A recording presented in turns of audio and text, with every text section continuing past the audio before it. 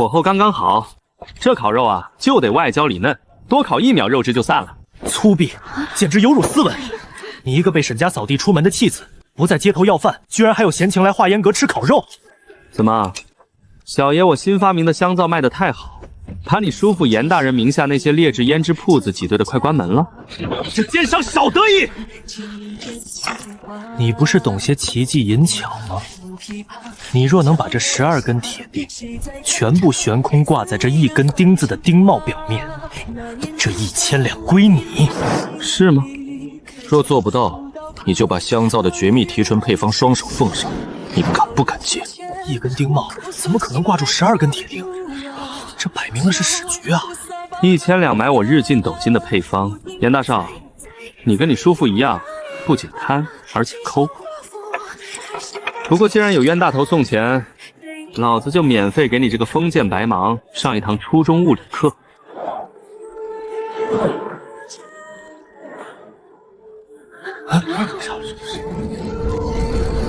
起！悬空了！悬空了！怎么可能？不可能！这叫重力平衡与互锁结构。就这智商，还学人社局骗配方？多吃点核桃补补脑子吧。少爷，出大祸了！慌什么？咱们买的生铁和精铜进城了，货到成交了，可全被兵部扣了。他们说边境战事吃紧，生铁、精铜都属军需管制物料，任何人不得私自买卖。沈耀，你以为赢我1000两就算赢了？我叔父早看你的香皂铺子不顺眼了。商战玩不过你，他作为兵部尚书，动动手指头就能拔了你的底牌。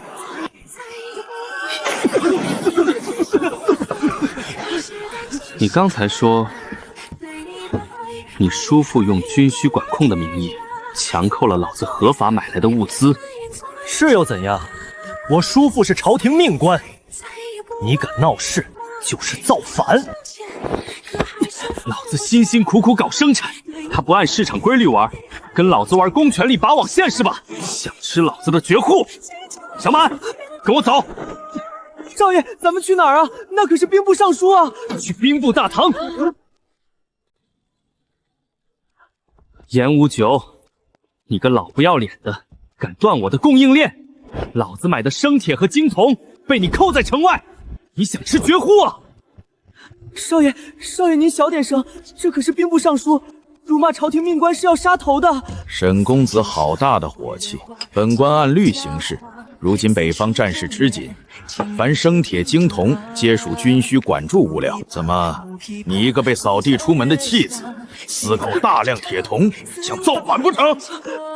少爷，这罪名不能接呀！别跟我扯这些没用的 KPI。全京城谁不知道你名下的胭脂铺子被我的香皂挤兑的快关门了？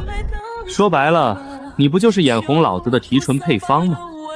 一介商贾也敢在兵部大殿撒野？沈家废柴，果然粗鄙不堪。刚才进院时，你可看见神武台上那扇镇神青铜门了？看到了。怎么，你们兵部发不出军饷，打算把它卖给我回笼资金？狂妄！此门乃冷凝青铜一体浇铸，重达万斤。当年大燕第一武林宗师运足10成功力，轰了3天3夜，也只留下半寸掌印。少爷，这是兵部镇神门啊！沈耀，你不是自诩能点石成金吗？那我们就拿这扇太祖留下来的镇神门打个赌，3天之内，你若能不用火器炸药，不用千斤巨锤，将这扇万斤铜门弄碎，本官不仅立刻放行你的所有物料，还做主免了你名下产业3年的商税。但你若是做不到，就乖乖把那香皂和血盐的绝密配方一字不落地交到兵部，你可敢接？大人使不得啊！不用炸药，不用大锤，就算是神仙下凡，也弄不碎万斤青铜啊！少爷，千万别答应，这就是个敲骨吸髓的死局。这废柴要是敢接，兵部大堂的地砖都能生吞下去。交出配方吧，废物！朝廷的便宜也是你一个泥腿子配占的。搓搓，为了追求极致防御，竟然用了冷凝青铜法，硬度确实上去了，但质地极度缺乏延展性。刚性过剩，克性激增，连个缓冲的阻尼系统都没有，简直是天然的共振试验台。一派胡言！什么狗屁共振？你到底敢不敢接？拿笔来！老子今天就免费给你们这群9年义务教育的漏网之魂上堂课，教教你们什么叫凌驾于蛮力之上的绝对真理。3天后，老子一个人来给你们兵部做拆迁。走，回去备课。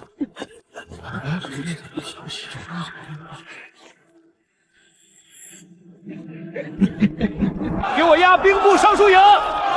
我也押严大人，镇神门可是太祖遗物，宗师都红不碎，沈耀凭什么赢？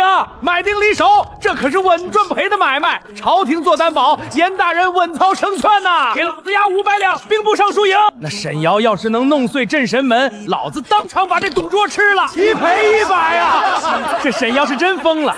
不仅自己找死，还送给全京城一个发财的机会。我刚从西市回来，沈瑶带着书童在珍宝街乱逛呢。他去买什么了？神兵利器，千斤大锤。什么神兵利器？他的这蟒皮红木钢丝。蟒皮红木钢丝，他这是要去滨江门口拉个送终吧？继续去开盘，今日这赌局，汇金阁接到底。少爷，咱们别买了。全城的人都在买您书，甚至有人开盘赌您3天后怎么个死法。咱们把银子收收，连夜雇辆马车逃回老家吧。哭什么哭？没出息！全城买我书，那太好了。这说明全京城的有钱人都在排队等着当老子的韭菜。等3天后本少爷把同门碎了，汇金阁的裤衩子都得赔给我。少爷，那可是万金镇神门啊！您不找田鸡岭，也不搜罗神兵利器，偏买什么蟒皮、木头和钢丝，这跟破门有什么关系啊？这叫降维打击。蛮力破不开的关卡，那是文蒙的做法。科学才是第一生产力。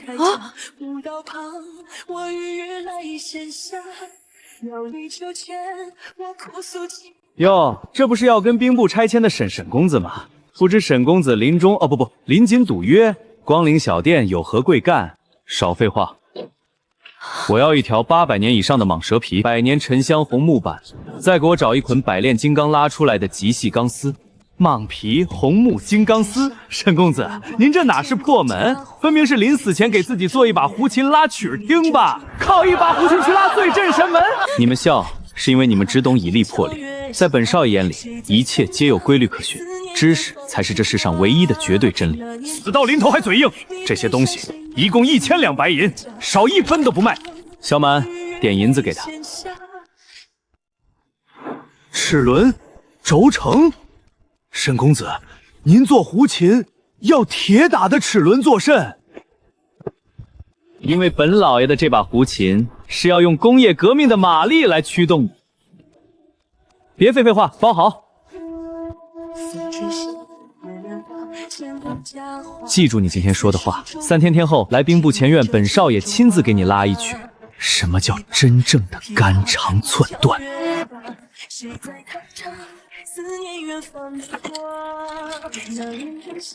少爷，这些东西真能拆了兵部那扇镇神门？不是拆，是让他自己碎。回了燕山庄，开工。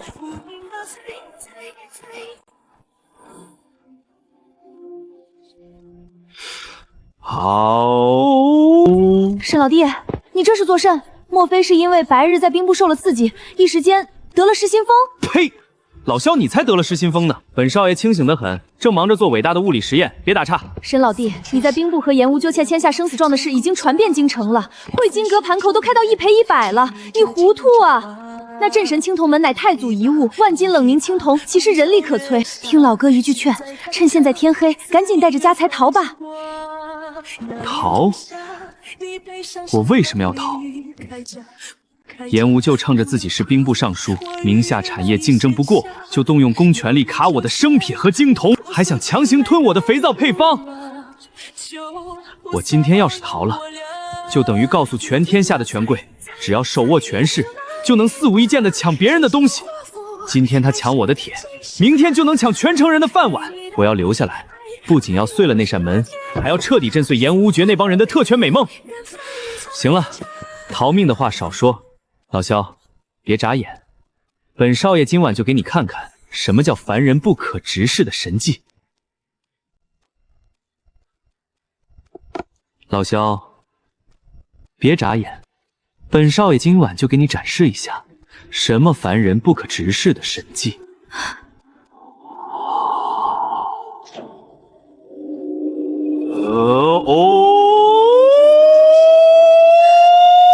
沈老弟，这声音也太刺耳了，你到底这怎么可能？你没有碰它，更没有动用武者真气，这杯子这为何和自己动了？破！碎了，竟然真的碎了，没有任何真气波动，纯靠声音。不，这绝非凡人能掌握的力量。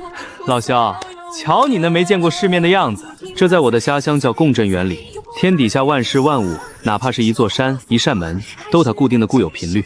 这分明是古籍中记载的上古魔音无相式神咒，他今日能隔空碎杯，3天后就能震碎万金镇神门。只要发出的声音频率和它完全一致，再坚固的东西也会从内部自我崩溃。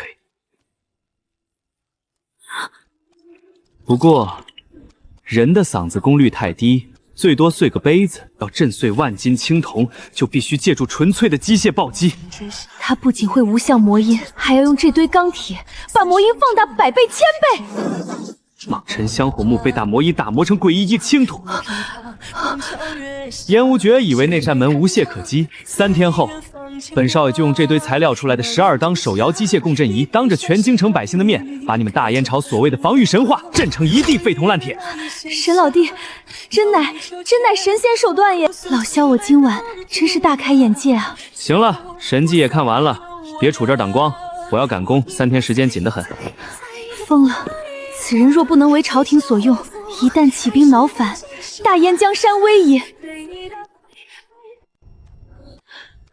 来人，给朕传引卫指挥使。微臣夜妖参见陛下。深更半夜，陛下如此惊慌，莫非是有异国刺客潜入行宫？夜妖，朕问你，若是我朝最顶尖的武林宗师运足10成功力，能否在一炷香内将兵部前院那扇镇神青铜门震成粉碎？绝无可能。陛下，那镇神青铜门乃太祖皇帝时期所铸，冷凝青铜一体将铸，重达万斤，刚硬无比。当年烈天狂刀司徒玄月全盛时期，对着此门狂轰天3夜，也只留下半寸掌印。若非3天3夜，只是一炷香呢？非人力所能力，除非此人的武功已经超越宗师极限，达到传说中的陆地神仙之境，可以将无形真气化为逆天音波，顺着冷凝青铜内部纹理寸寸震断。可这等高人，千百年来只存在于神话传说中，尘山间绝不可能存在。神话？不，神话如今竟就活生生地坐在落雁山庄里。他今晚就在朕的眼皮子底下，没有动用一丝一毫的武者真气，仅仅用一曲怪异的语调，就将西域进贡的水晶高脚杯隔空震成了镓粉。什么？隔空碎物，且不带丝毫真气波动？此乃上古妖术无相魔音啊！凡人怎能掌握？恐怖，太恐怖了！他白天刚在兵部接下必死赌局，晚上就对展示这等弑神妖术，这根本不是巧合，这是赤裸裸的警告。他一定看穿了化名老萧暗中调查他的身份，也看穿了朕想用皇夫之位强行收编他产业的意图。他是在用那个水晶杯告诉朕，大燕江山在他眼里不过是一把破琴的事。陛下，此人到底是谁？沈耀，那个抗旨不尊、不愿做皇夫的沈家弃子。沈家弃子？不，朕现在才明白，他哪里是什么弃子？他白天在兵部接下赌约，根本不是狂妄，而是成竹在胸。今日他能隔空碎杯，3天后就能当着全京城百姓的面震碎那扇万金镇神门。燕无咎这个老匹夫，自己利欲熏心，偏偏招惹隐世真仙，是朝廷对不起他，是朕御下不严，才逼得这等奇才以意志力对抗兵部。此人绝不能杀，只能安抚。夜妖，你觉得一个能掌握这等逆天智慧的旷世奇人，为何甘愿隐姓埋名做一个纨绔？微臣不知，但严无咎之流为了私利，公然动用兵部职权巧取豪夺。若微臣是此等奇才，怕也会生出反叛之心。没错，是朝廷对不起他，是朕这个当皇帝的御下不严。3天后的赌局，朕要亲自坐镇。陛下，此人实力深不可测，若他在赌局上失控，危及龙体怎么办？糊涂，你还想激怒他？若他真能震碎镇神门，区几个宗师，拦得住他的无形魔音吗？传朕密令，3日后兵部前院。所有大内高手全部化妆成普通百姓，不许带任何兵力。微臣遵旨。另外，传旨内务府库，把宫里最好的棉花和耳塞都给朕调出来，全备着。耳塞？还有，乾清殿上下所有汉白玉珠子，全部连夜用软垫包起来，以防万一。3日后，朕要亲眼看他碎门，也要亲眼看清他到底是仙还是反贼。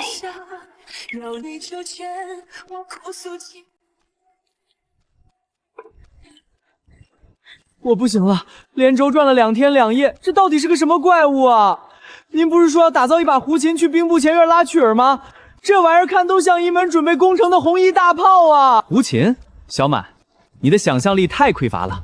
那这到底是啥？这是本少爷耗时2天，结合流体力学、声学共振和齿轮传动原理，高频机械共振声波发放器。我给它取了个通俗易懂的代号，叫大悲咒1.0版。这名字听着就不太吉利。旁边这大铁轮子是干嘛用的？问得好，这叫传动比。我摇动这个大曲柄1圈，里面3组大小齿轮加速，负责摩擦钢丝的金属轮就能转动100圈。嘿嘿，神仙来了也得给我把脑浆子摇匀了。少爷威武，那咱们现在可以直接推过去破门了。急什么？科学实验最讲究严谨，不知道镇神门的固有频率，盲目瞎摇，门不碎，咱们俩自己先得被震聋。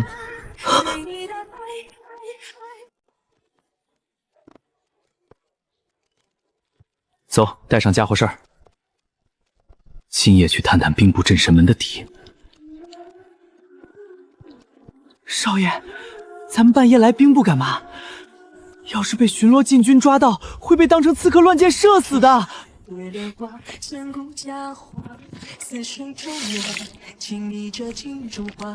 少爷，这又是什么怪东西啊？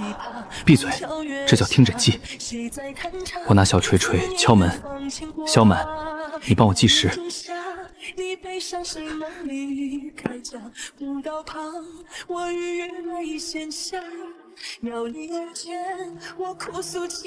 声音发闷，阻尼太大。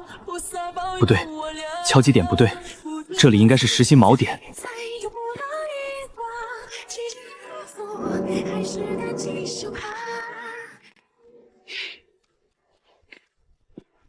少爷，您真能听出来？万物有脉，人有人的脉，铁有铁的脉，青铜也有青铜的脉。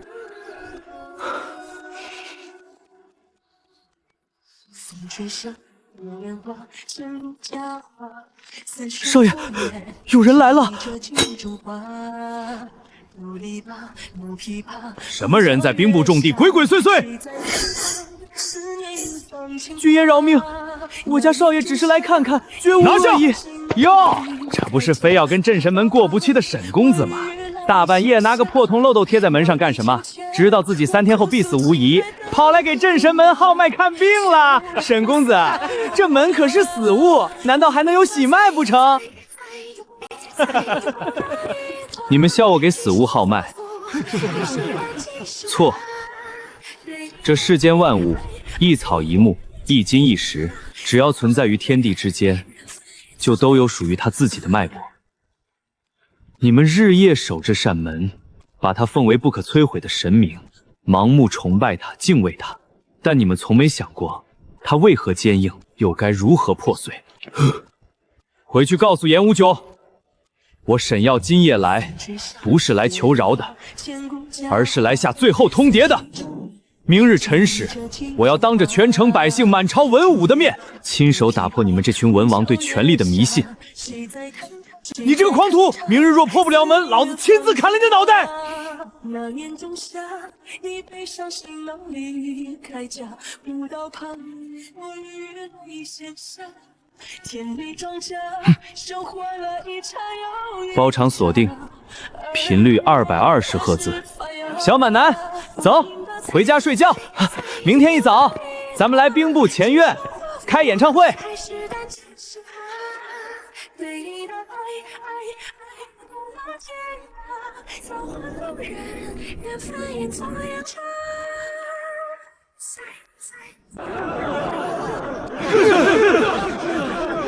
时辰快到了，那狂妄自大的沈家小儿怎么还没来？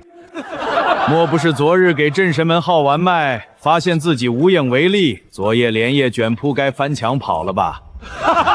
严大人说的是，沈耀要是不来，这赌局怎么算？我们可全压了您赢啊！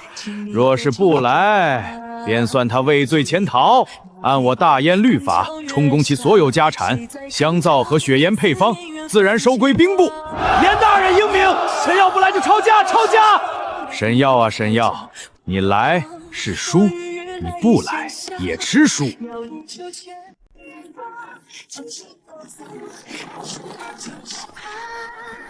这是什么东西？哈哈哈哈！沈耀真把胡琴推来了。大丞相的任务放着优如关，这哪是破门？这是来给镇神门哭丧吧！一把破胡琴也想碎太祖阵屋，疯了，真疯了！沈耀，这就是你3天憋出来的破门神物。严大人，别急着笑，等会儿你跪着哭的时候，记得也这么大声。少爷，人太多了，万一不成……闭嘴，看表。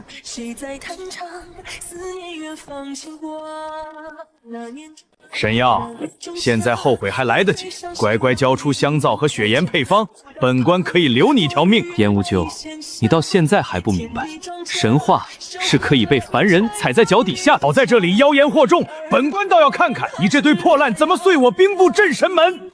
小满，记住了，万钧之力不如一字定音。频率锁定220赫兹。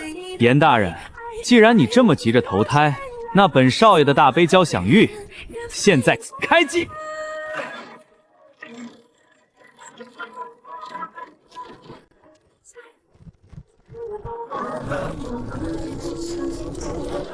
这声音怎么听着不对劲儿？少爷，声音出来了。别废话，计时。停下！快停下！沈耀，你这是什么妖法？妖法？这叫科学的共振。调除小计，镇神门乃太祖遗物，岂是一堆破铜烂铁能撼动的？那你睁大狗眼看着。少爷，快到您说的那个点了。很好，频率逼近目标。少爷，再往上一点，快到您说的那个频率了。稳住！刚才是不是门响了？不可能，镇神门乃太祖遗物，岂会被这等苦狼撼动？找到了。少爷，找到什么了？他的死穴。沈耀，你到底使了什么妖法？妖法？严无咎，你们这群文盲不懂的东西，就都叫妖法是吧？拦住他！快拦住他！砸了那台妖器，给本官砸了他！少爷，他们冲过来了！别管他们。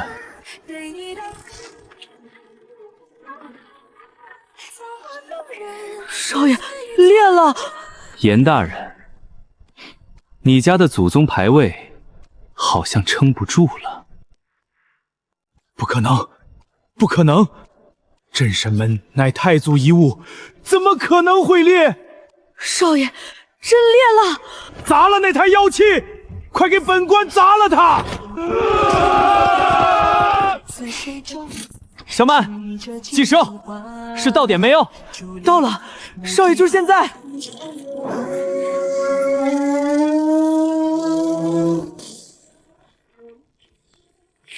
裂了，镇神门裂了，太祖遗物真的要碎了！不可能！给我停下！神药，给本官停下！完了！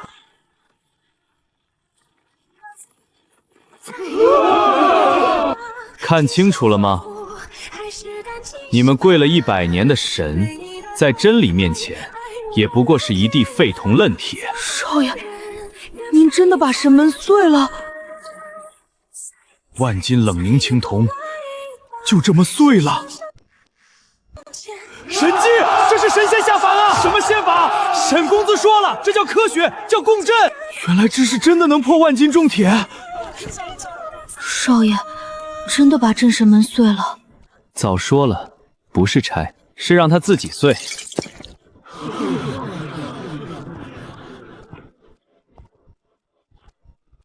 严大人，物理学的奇迹看完了，是不是该结账了？按照咱们签下的生死状，我的生铁和金铜立刻放行，我名下产业免税3年。另外，你耽误了我3天生产进度，按照我香皂铺子日进斗金的利润，你得赔我5万两白银的精神损失审和入宫税。现银还是银票？不计接受分次付款。放肆！你这个妖人！你毁坏大燕重器，这是形同造反的死罪！你还敢跟本官要钱？少爷，契约已成，全城百姓皆为见证。严无绝，你输不起就想杀人灭口？来人！此人使用妖术乱我大燕军心，立刻就地格杀！愣着干什么？给我杀了他！圣旨到！臣严无咎接旨。奉天承运，皇帝诏曰：兵部尚书严无咎假借军需之名，扣押民商物料，巧取豪夺，逼夺配方，又于赌约败后，妄图反咬忠良，杀人灭口，败坏朝廷法度，罪无可赦。陛下明鉴，臣冤枉，臣是为了大燕军需啊！革去严无咎兵部尚书之职，即刻押入天牢，查抄其府中贪赃，所有扣押物料立刻放行。沈耀名下产业依赌约免税3年，严无咎所欠赔偿由其家产折银偿付。陛下圣明！沈耀，你别得意，你毁了镇神门，朝廷迟早也容不下你。输不起的人，废话就是多。少爷，陛下替咱们做主了，看来朝廷也不全是坏人啊。狗皇帝消息还挺灵通，危机公关做得不错嘛。顺水推舟砍了严无绝来收买人心，帝王心术果然都是千年的狐狸。陛下，严无戒已押入天牢，扣押物料也已放行。沈耀没有跪旨，他没有跪，朕不意外。沈耀此人狂悖不羁，确实对朝廷仍有戒心。朕当众扶植严无咎，替他主持公道，他却仍旧冷眼旁观，这是试探，一定是试探。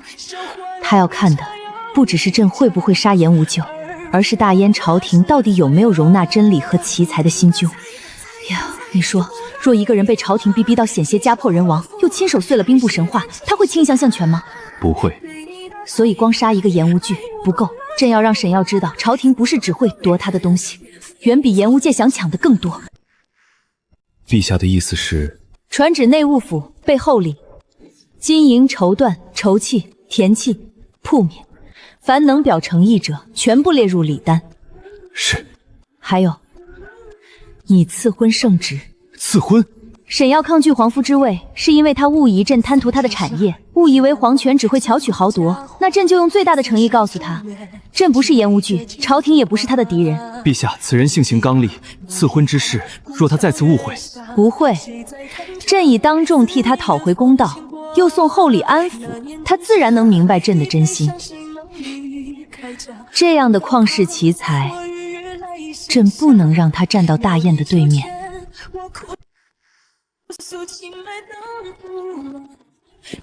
这些还不够，陛下，内库珍碗黄金白银、田契旁面皆已列入礼单。朕不是要买他，朕是要告诉他，大燕不是颜无子，朝廷欠他的公道，朕会还。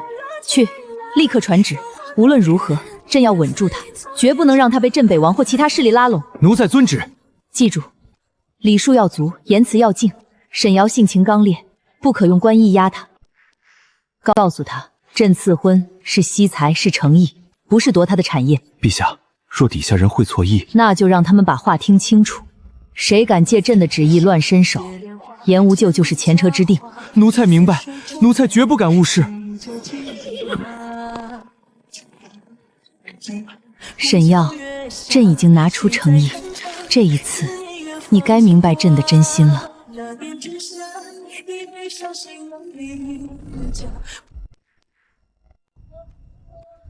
少爷，少爷，天大的喜事儿啊！汇金阁赔钱了？比那个还大，宫里来人了，还抬了几10箱金银珠宝，说陛下赐婚要让少爷您入宫做皇夫。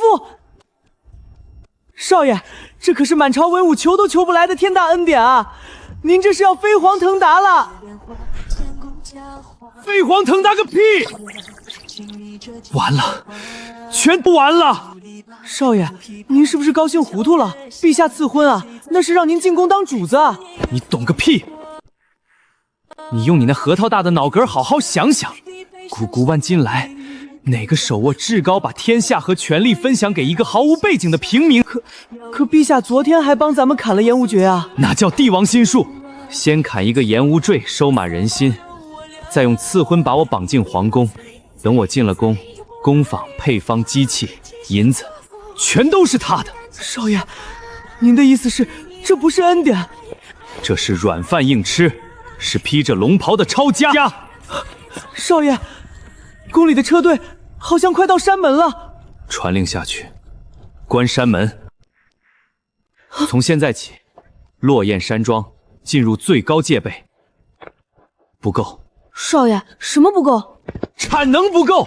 靠现在这点手工作坊，玻璃线、香皂线、雪盐线加起来，也挡不住皇权一口吞。可咱们刚赢了颜无绝，陛下还赐婚。赐婚，那是圣旨套脖子，聘礼压脊梁。传令，所有普通作坊立刻封闭。全封？对，香皂、雪盐、玻璃、宝镜全部暂停外销。那可都是银子啊！命都要被人收走了，还数什么银子？所有能买到的铁料、燃料、硬木、皮革工具全部收进山庄，分散去办，不要惊动官府。通知核心短工，从今天起签死契，愿意留下的进后山密室，不愿意的罚3倍工钱，立刻离庄。少爷，您这是要……我要让他们知道，真理不只在书本里，也在钢铁和火光里。从现在起，落雁山庄不再只是做买卖的地方。谁想夺走我们的劳动成果，谁想拿一纸圣旨、一把关刀压弯我们的脊梁，就必须先问问我们手里的钢铁答不答应。听少爷的！开炉。从现在起，落雁商山庄进入最高戒备。愿意走的，现在领3倍工钱离开；愿意留下的，进了这道门就别想着后退。记住，我们不是为了欺负谁，也不是为了当第2个颜无缺，我们是在告诉他们，商贾匠人泥腿子，也不是人宰哥哥的猪羊。谁想夺走我们的劳动成果，谁想拿一把关刀压我们的脊梁，就必须先问问我们手里的钢铁答不答应。听少爷的！少爷，小满懂了，咱们不是在等死，咱们是在给自己里挣一条活路。封山门，断商路，所有人各归其位。少爷，宫里的人到了。关紧山门，没有我的命令，谁也不准开。沈公子，陛下赐婚，这是天大的恩典，怎么还要让咱家在门外站着？圣旨我接不接另说，你们带这么多箱子，是来送礼还是来搬家？沈公子说笑了，陛下厚爱，特命咱家送来金银珠宝，绸缎田聘礼。少爷，好多钱啊！狗皇帝还挺大方。沈公子慎言，您马上就是皇夫了，日后进了宫，这栓庄产业自然也要登记清楚，方便内廷照看。登记？正是，像皂坊、雪盐坊、玻璃宝镜作坊，还有这些新收回来的生铁精铜，咱家都得替陛下入册。清点入册？沈公子放心，咱家只是按规矩办事。您既入皇家，您的东西自然也是皇家体面。所以，你们还没把我抬进宫，就已经开始算我多少家底了。沈公子这话就中了，陛下是疼您，才派家提前替您打理。严无咎抢我的铁叫军需管控，你们抢我的家底叫皇家体面。说到底，不还是吃绝户？小满，关门。申公子，你如今已是陛下钦点的准皇夫，皇家体面大于天。本官今日奉朝廷密旨，清点你落雁山庄全部家产，核算准皇夫的嫁妆。嫁妆？核算嫁妆？吴大人，你少在这里拿着鸡毛令箭！你嘴里说着皇家礼具，实际上不就是看着老子的产业日进，老子发明了能改变天下的技术，迫不及待派人来明抢吗？大胆逆贼！普天之下，莫非王土。你的钱就是陛下的钱，你若敢不给，便是抗旨造反，当诛九族！御林军听令，给本官冲进去！所有帐篷、配方、库房现银，全部贴上封条，搬回京城。少爷，小满男，拉闸。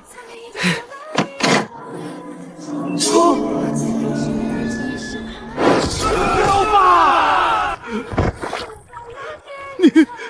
你是会使妖法的妖孽！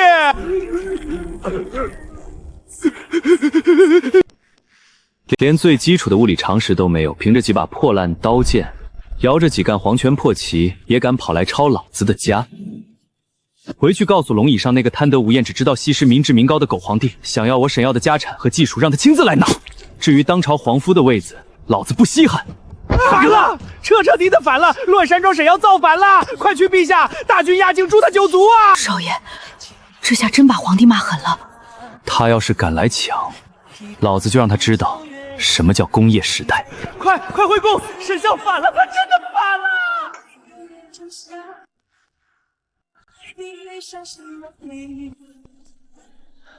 我的老天爷，沈老弟，你这究竟是在打造什么怪物？哟，老萧，你胆子挺大，还敢来？听说宫里的人惹怒了你，放心不下，特地来看看。看见了，这才是我的底牌。你把整个山腹都挖空了？不是挖空，是工业化改造。这东西没有血肉，却比100万大军可怕。老萧，欢迎来到真正的新世界。沈老弟，老哥说句实话，你这些东西确实惊人，可你若真与朝廷硬碰硬，便是以遗庄之力对抗天下。天下？别把狗皇的私产说得那么好听。皇家有神机眼，有火铳，有红衣大炮，还有3大宗师和禁军。你现在收手，仍有转圜余地。让你背后那条躲在城镜侧面、心跳快得跟兔子一样的老鼠，把杀气收一收。你早就发现我了，你那点呼吸节奏跟漏风的风箱差不多。沈老弟，我不是来害你的，我只是想劝你，别把事情闹到不可收拾。不可收拾的是我吗？严无绝抢我的铁，卢百川抄我的家，朝廷嘴里一句恩典，就想把我连人带产业吞下去。你们这群人抢东西，还喜欢给抢劫起个好听名字。若你是来劝降的，现在可以滚了。老萧，你不是怕朝廷吗？那我就让你看看封建王朝的龙椅在工业时代到底有多脆。岐山金刚岩眼，坚硬圣铁，大内宗师全力一掌，也只能留下数寸掌印。这掌印便是宗师留下的，才几寸深，这也配叫力量？太弱了，简直弱爆了！老萧，把你见过世面的眼睛睁大点，给我看好了！今天老子就用这对你口中的死物拼出来的钢铁机器，让你见识见识，什么叫超越肉体极限、绝对都无法阻挡的纯粹工业暴力！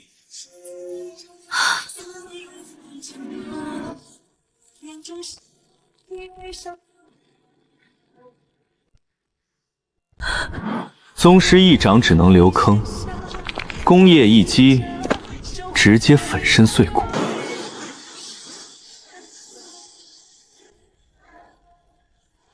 沈老弟，这东西若砸在人身上，人在他面前跟豆腐没区别。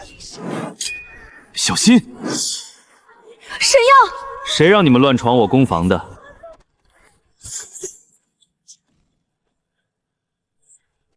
镇北王的余孽真烦！你怎知我是镇北王的人？一身北境军弩油味儿，靴底还带着黑土土，你当我鼻子是摆设？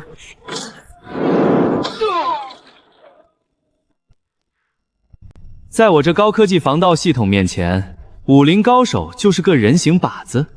压碎金刚岩，秒杀顶级刺客，真惹急了，他连皇宫都可能掀了。哎，你干嘛？脱衣服干嘛？老萧警告你，老子性取向很正常，我对男人可没兴趣。没啥，屋里太热。老萧，你聪明，也有眼光，你应该看得出来，这大燕朝烂到根了，贪官抢民财，权贵吞产业，皇帝坐在龙椅上，一到圣旨就是吃绝户。沈老弟，其实当今皇帝未必是坏人，不要。够了，你就是被封建皇权洗脑太深。既然这大燕朝不给活路，你别当商客了，跟我干票大的，跟我造反吧。你说什么？拉着当朝皇帝去造皇帝的反？沈耀，你是真敢想啊！我造反不是为了当暴君，我要用工业的烈火烧尽这世间的不公。我要建一个民为贵治、社稷人清的新世界，君为轻的。沈老弟，这里面是什么？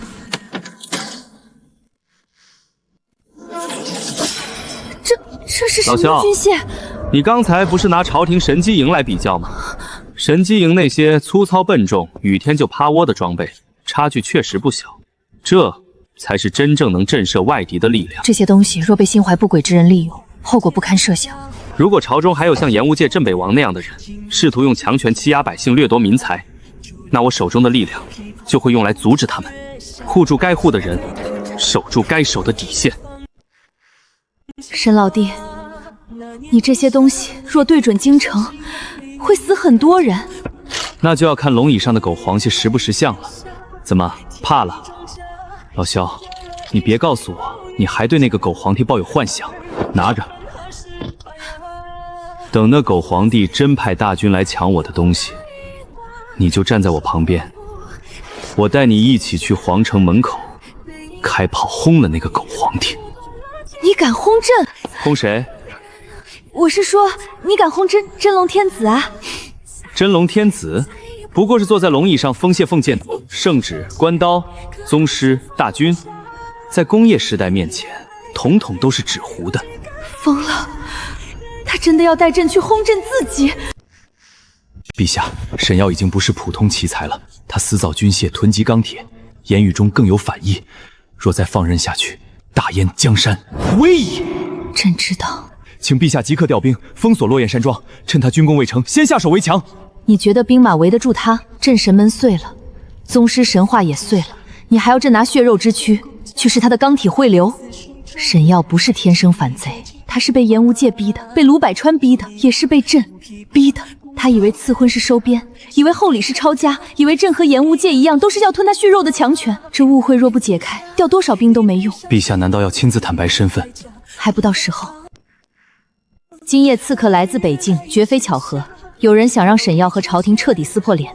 传令，暗查镇北王兵马异动，没有朕的旨意，任何人不得擅动落雁山庄。陛下，落雁山庄沈耀私造军械，抗旨不遵，辱骂天子，已成大患。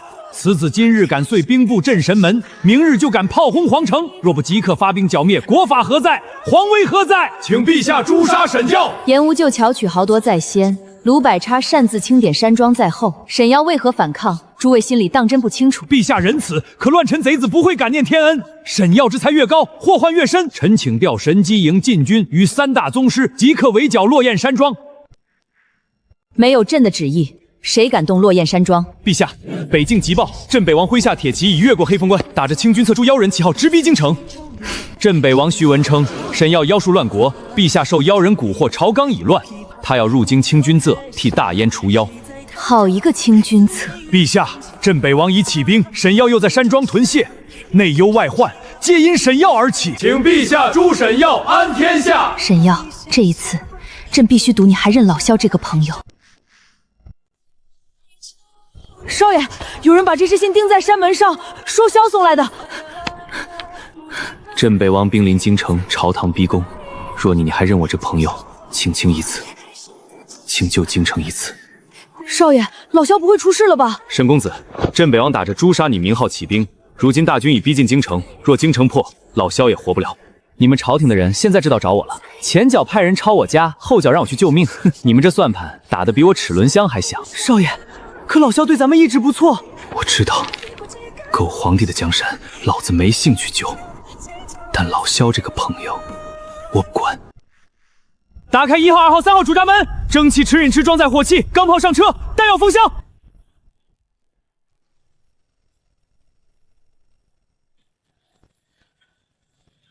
镇北王想拿我当借口清军论，那老子就让他看看什么叫工业时代的清场。出发！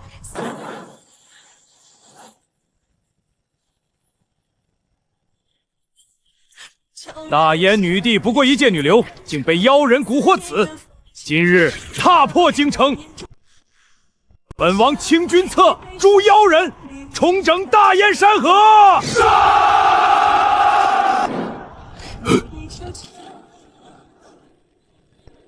镇北王是吧？20万铁骑是吧？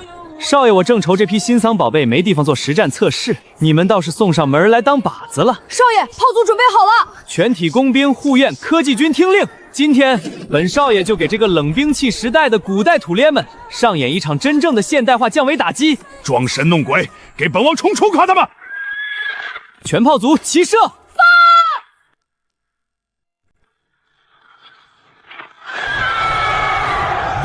这是什么妖气？这不是妖气，这时代。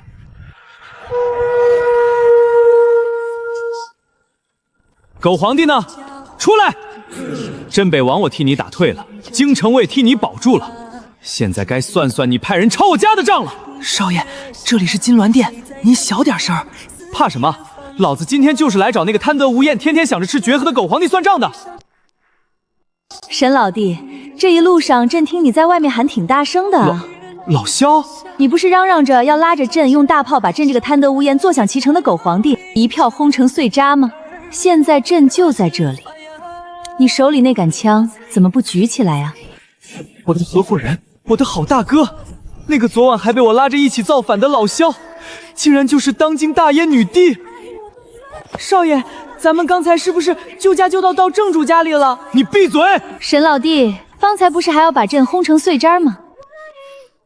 所以，老萧是你，女帝也是你，如假包换。少爷，咱们当着皇帝的面骂皇帝，还说要炮轰皇帝！闭嘴！沈耀，赐婚不是抄家，厚礼也不是清点你的家产，朕从未想吞你的工坊和配方。